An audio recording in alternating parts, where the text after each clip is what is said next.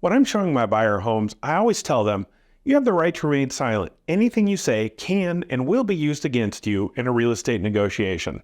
Here are the 5 things you should never say when you're trying to buy a home to avoid going to home buyer negotiation jail. Hey there, I'm John with the Altitude Homes team, and before we dive into today's video, we'd sure appreciate you hitting that like button on this video and subscribing to our channel so you don't miss any more great info. Look, I'm a total nerd. If I can automate something at home, I will.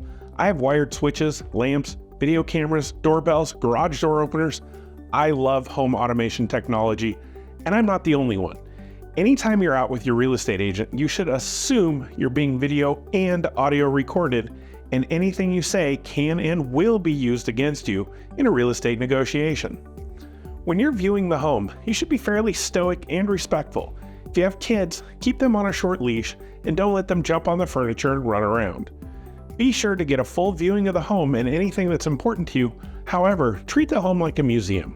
If they have shoe covers or ask you to take off your shoes, do so. Be respectful of the home. That's someone's sanctuary. And while 99% of the time the homeowner won't physically be home, you can bet if they have any cameras or recording devices, they're using them. And they're watching you.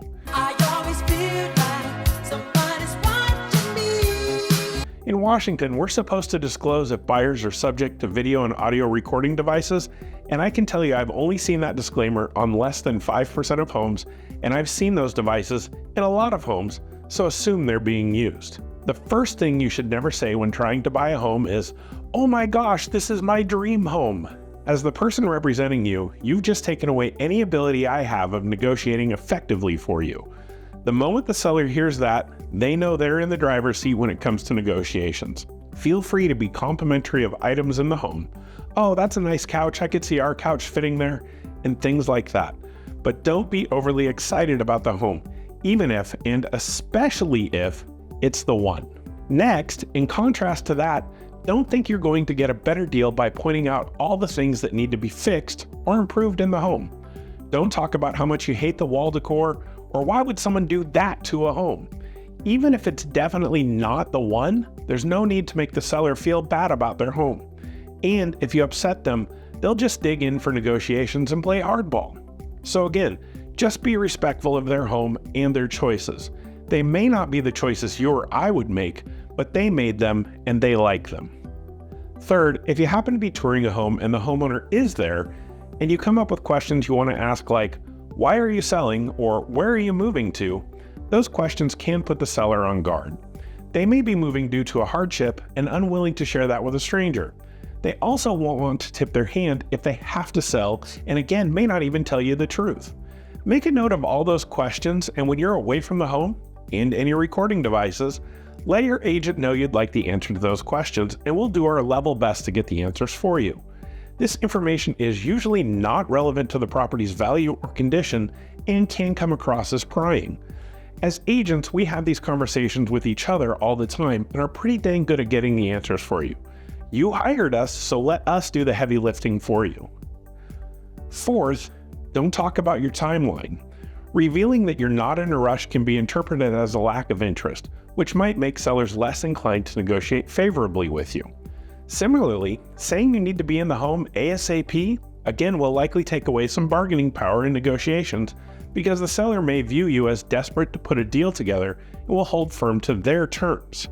And finally, just like we don't talk about Bruno, don't talk about price at all. Don't discuss whether you think the home is overpriced, underpriced, or a fair value. Also, don't talk about any money you've put aside for repairs or upgrades you want to do. Just like when we submit your offer, if you're approved up to $750,000 and we're looking at a home that's priced at $600,000, we're not sending them a pre-approval letter for $750,000. We're sending them a pre-approval letter at our offer price. We never want to tip our hand if we can avoid it. Now, in some cases, we may find ourselves in a multiple offer situation, and in those instances, we may offer more than list price or include an escalation clause that shows the seller you're serious about moving forward. But don't play those cards while we're walking through the home. Wait until we're in negotiations to do that, and let your agent help guide you through the best offer strategy for you. Once you've decided this is the one, we'll do a comprehensive market analysis on the property to determine a fair offer price. And again, we'll do that when we're well away from the home.